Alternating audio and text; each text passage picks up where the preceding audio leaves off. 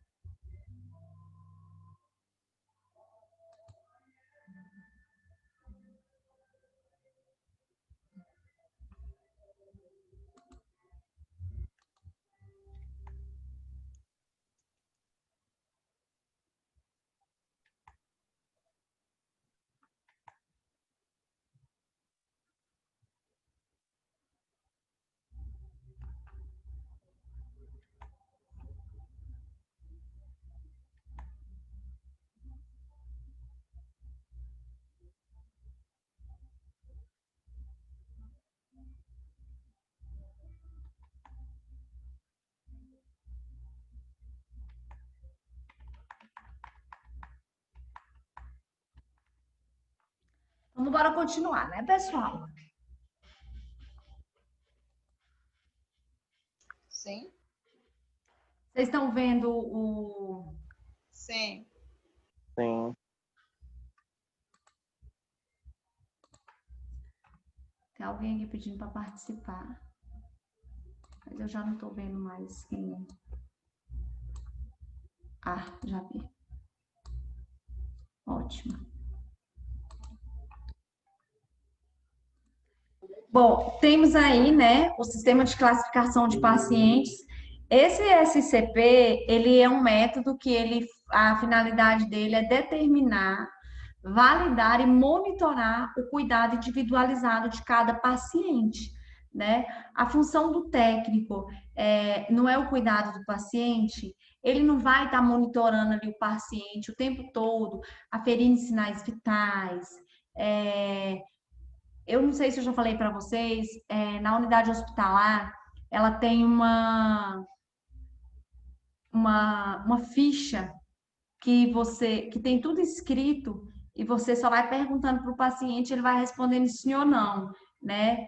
Como que ele está se sentindo, se ele está com dor, se ele teve dor, se ele já fez as necessidades fisiológicas dele hoje, né?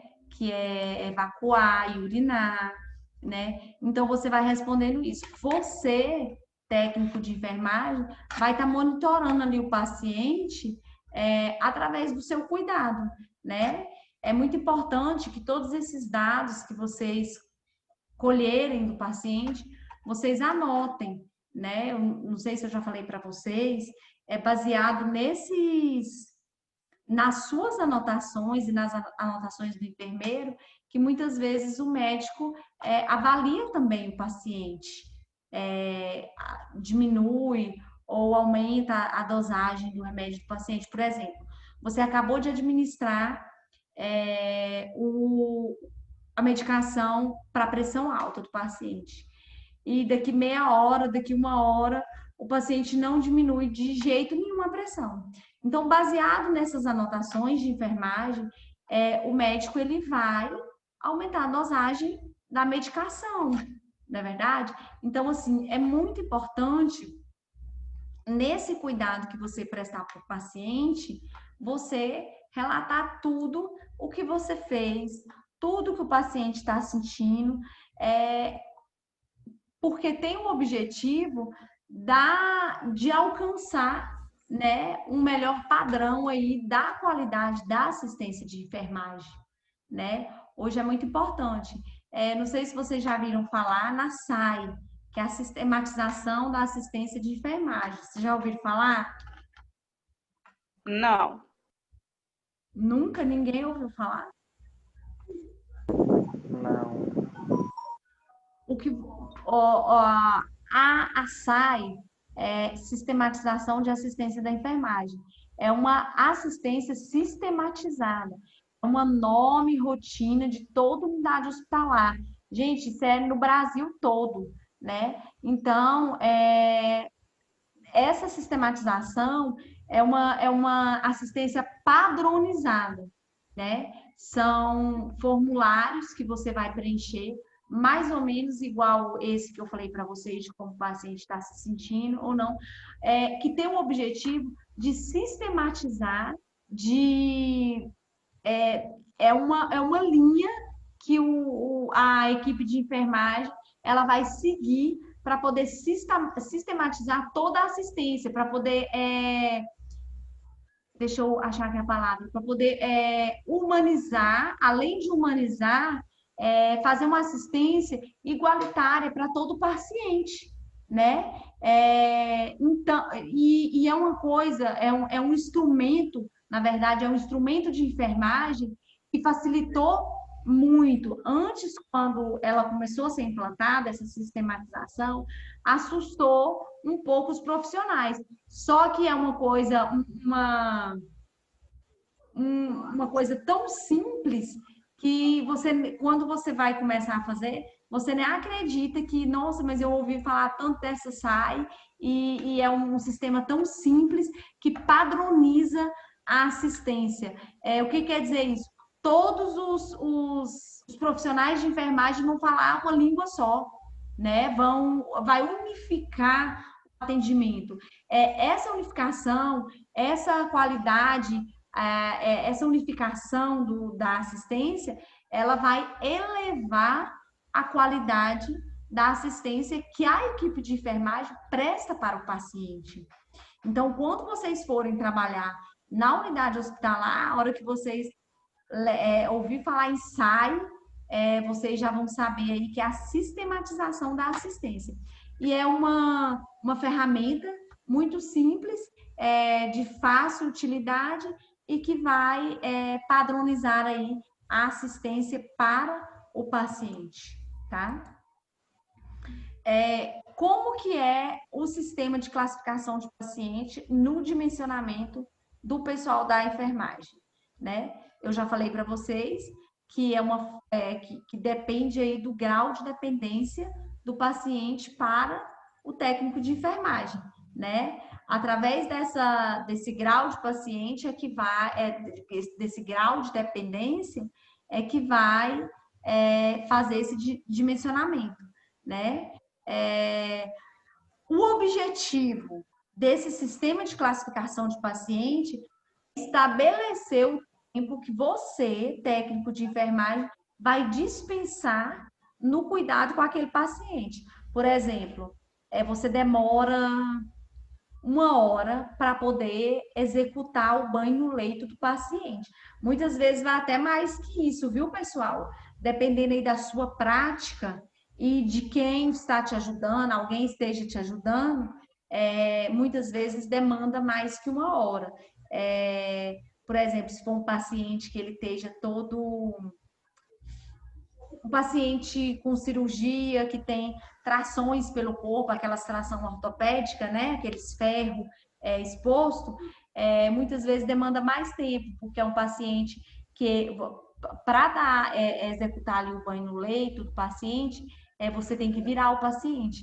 E muitas vezes essas trações, ela pode ser que facilita, né, para você estar pegando e virando o paciente, e pode ser que te atrapalhe, né? Então, e dependendo aí da sua prática, e se tiver algum colega te ajudando, você vai demorar mais ou menos 1 hora entre a hora que você pega a bacia para dar o banho no paciente até a hora que você finaliza tirando as suas luvas, né? Então, se você tem 4 pacientes e você demora 1 hora para dar banho nesses pacientes, você já gastou 4 horas do seu tempo, não é verdade? Só no banho de leito do paciente. Aí você vai demandar mais meia hora para poder preparar as medicações daquele paciente, né? Aí você vai demandar mais meia hora para poder administrar aquelas medicações do paciente.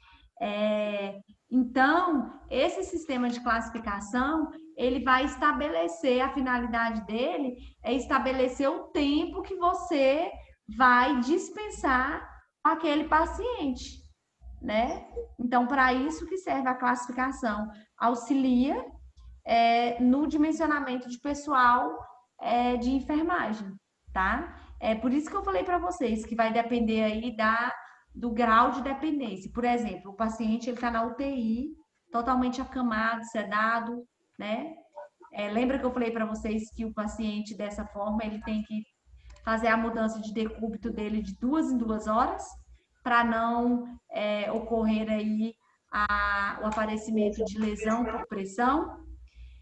Então, esse paciente, para você mudar ali o paciente de decúbito, entre você preparar ali, fazer a mudança de decúbito, você leva ali entre 3 a 5 minutos, dependendo se tem alguém para poder te ajudar, né?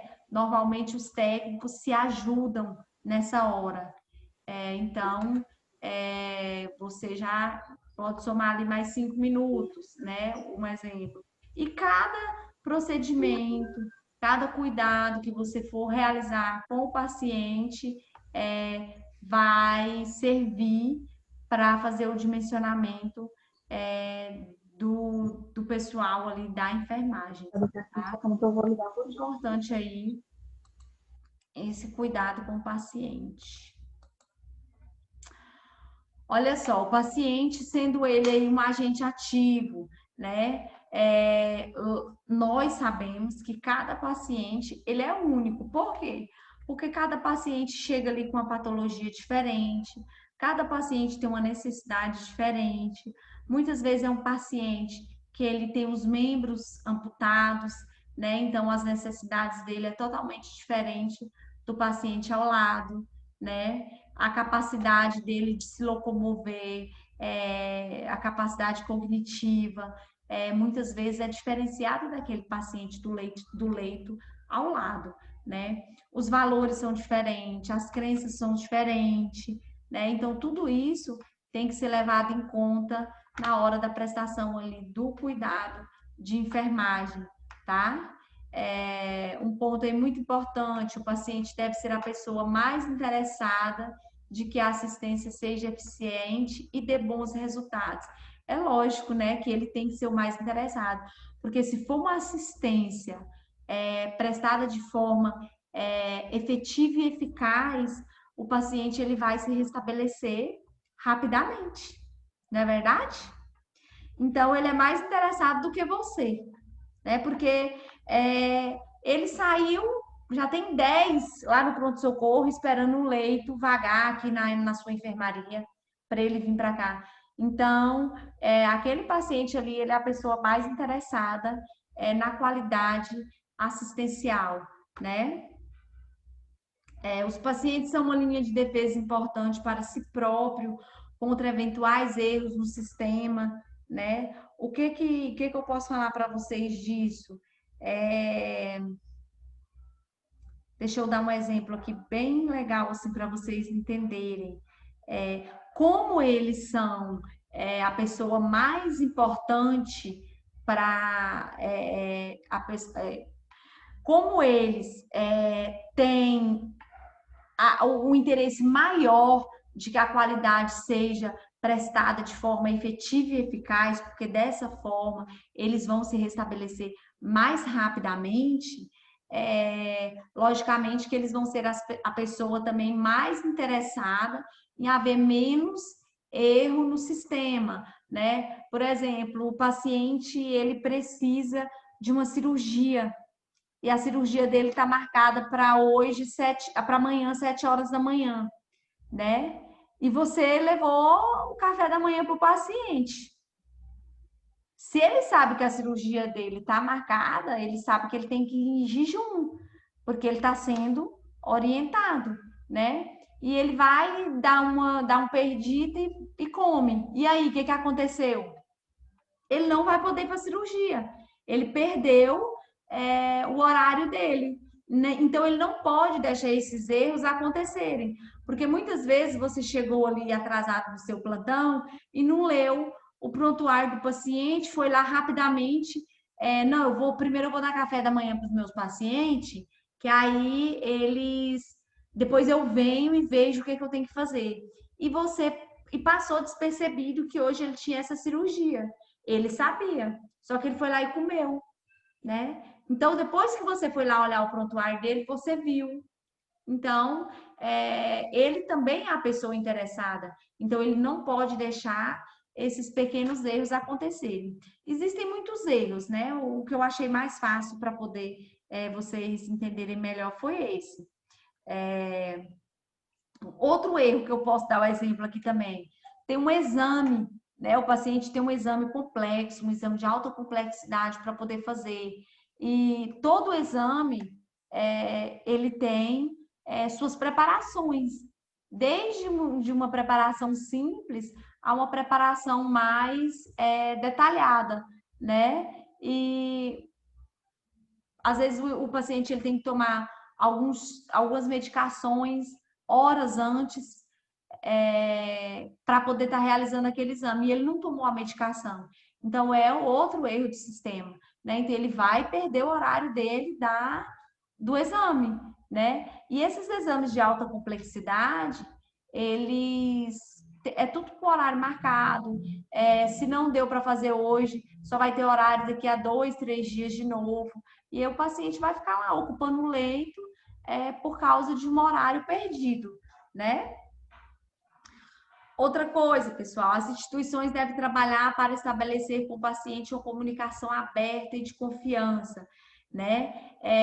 Nesse caso aí, o técnico de enfermagem, ele é peça fundamental para poder, que estabelece, né, essa relação de confiança ali com o paciente, porque se o paciente não confiar na equipe técnica que está cuidando dele, ele não vai deixar que o cuidado ele seja prestado de forma eficiente e eficaz, tá? Muitas vezes o paciente ele tem uma crença diferente da sua, né? Isso aí a gente deve tratar. Todo paciente é igual, independente de sua crença, valor, raça, não é verdade? Muitas vezes ele tem uma condição psicológica diferente da sua. Muitas vezes ele tem alterações comportamentais e você tem que ter o cuidado de prestar assistência para o paciente, para esses pacientes diferentes, de forma igualitária, né? Respeitando as diferenças, né? Você tem que respeitar as diferenças do seu paciente. Você tem que tratar os iguais com igualdade e os desiguais na proporção da sua desigualdade. Então, o que quer dizer isso? Aquele paciente, ele deve ter um cuidado diferenciado do tamanho da desigualdade que ele carrega, né? Inclusive, isso é um artigo da Constituição, que eu não me lembro qual né? Mas os iguais, de formas iguais, e os desiguais, você tem que tratar na proporção, ele tem que ter uma atenção maior, né? Então, você tem que respeitar todos os valores culturais, psicológicos do seu paciente, para não ser injusto com o cuidado, né? Então, isso aí tem que partir de toda a equipe, não só do técnico de enfermagem, né?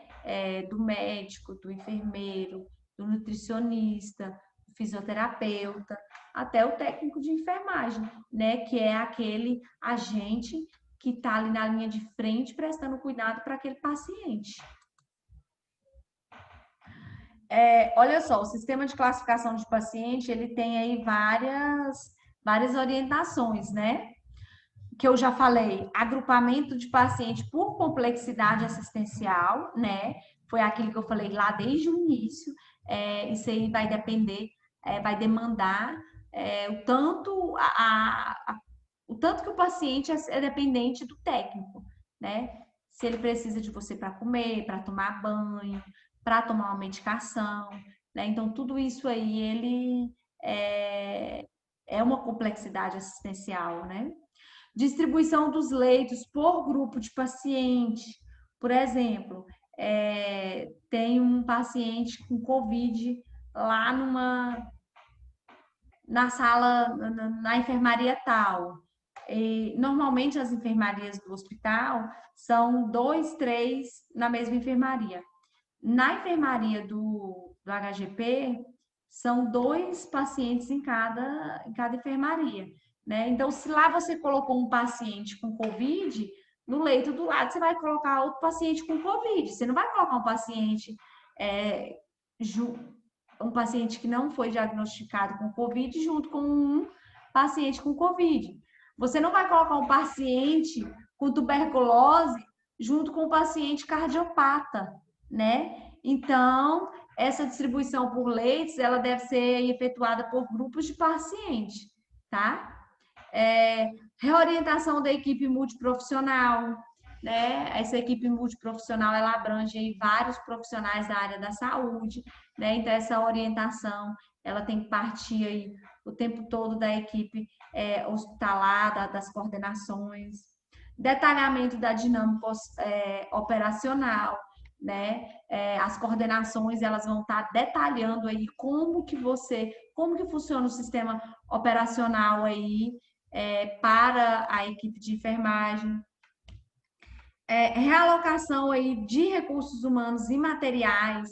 Lembra que a gente falou essa semana sobre os materiais de enfermagem, né? Sobre a provisão, a gente falou até numa aula presencial. Por exemplo, tem 10 pacientes, tem 10 técnicos de enfermagem lá na ortopedia e só tem 20 pacientes na ortopedia. Então, se tem 10 técnicos de enfermagem para 20 pacientes, cada técnico está com 2 pacientes, né? E lá na clínica médica tem 20 pacientes e 3 técnicos de enfermagem. Então, e na clínica médica, normalmente, os pacientes são mais dependentes do técnico. Então, tem que ser feita essa realocação aí diariamente. Onde estiver sobrando, pega o pessoal, vai realocar ali na ala onde está faltando profissionais. Pessoal, isso vale tanto para os técnicos quanto para enfermeiro ou qualquer outro profissional que esteja ali sobrando num determinado setor hospitalar e faltando em outro setor, né? Muitas vezes lá no pronto-socorro tem 2 pacientes atendendo, 2 técnicos atendendo 30 pacientes. E num ambulatório tem vários técnicos lá conversando, porque não tem paciente. Então, é muito importante essa realocação dos recursos humanos, né? Realocar todo esse pessoal para poder colaborar, para poder prestar assistência no local onde está faltando pessoal. Então, isso é muito importante, tá? Até aqui vocês estão entendendo?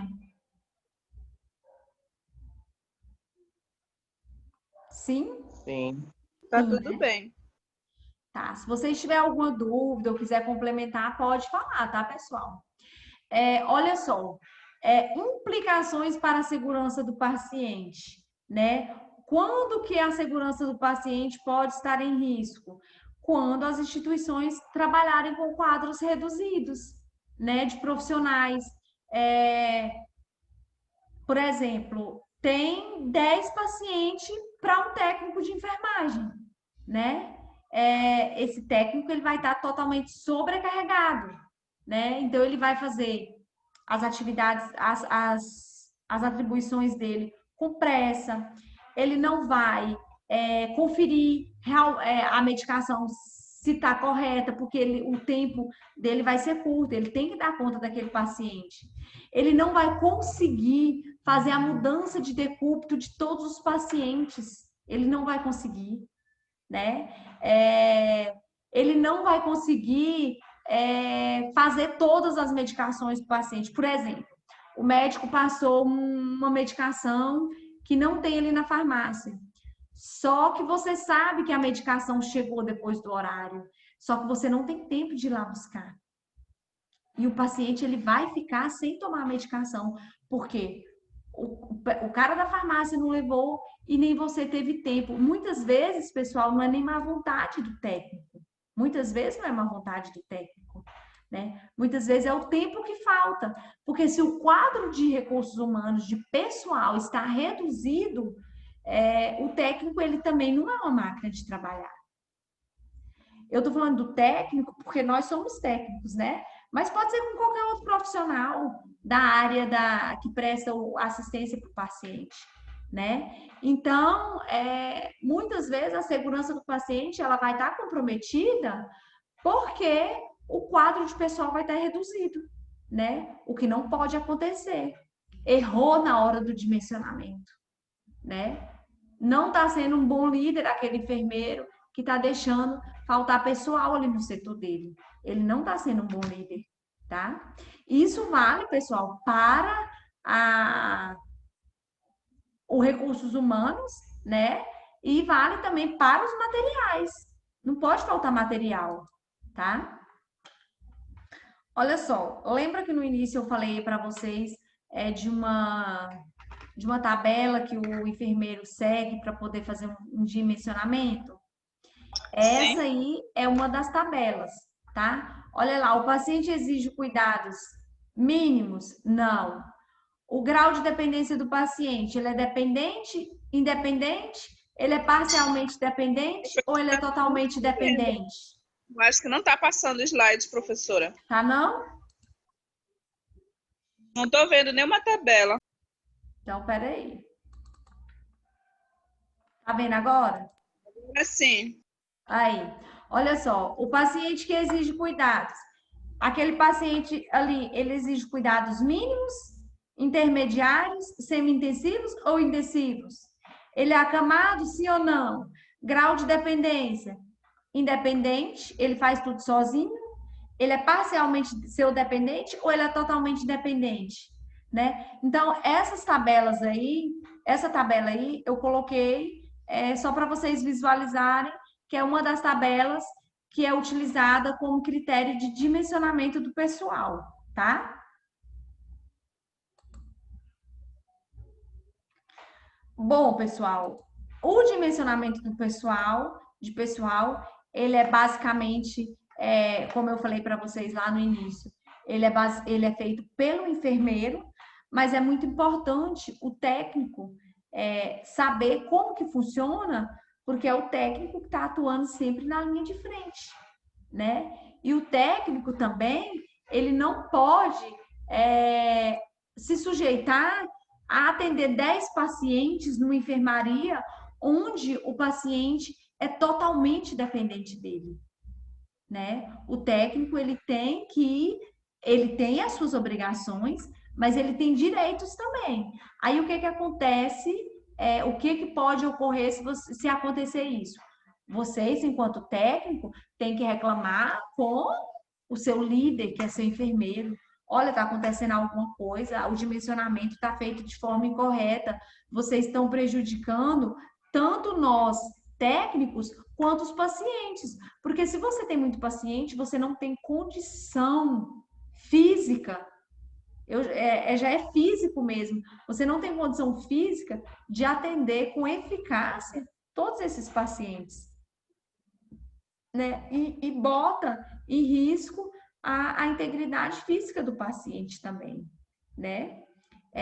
E a sua capacidade física também, ao longo do tempo, ela vai diminuindo se você trabalhar sempre com o dimensionamento de pessoal feito de forma incorreta e você ficar sobrecarregado, né? Então, por isso que é importante o técnico saber como que é feito, né? E se ocorrer na unidade de vocês, é porque não está certo. E aí vocês têm que reclamar com o seu líder, não é verdade?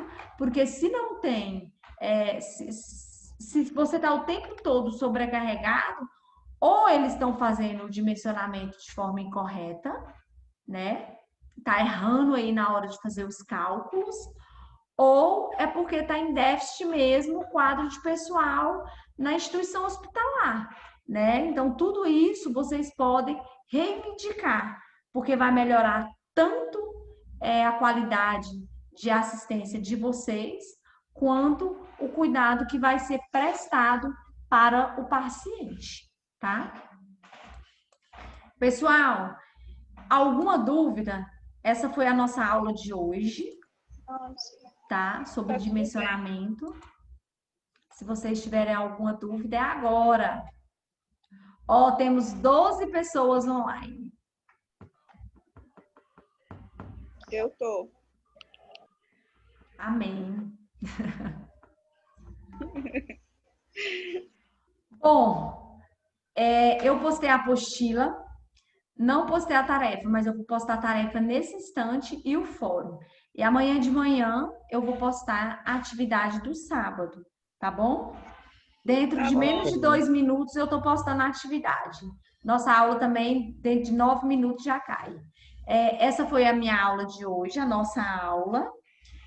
Se vocês tiverem alguma dúvida depois, vocês podem estar me perguntando em outro momento. Boa noite, bom final de semana. Qualquer coisa é só me chamar, tá bom? Boa noite. Boa noite, professora. Bom final de semana também. Obrigada.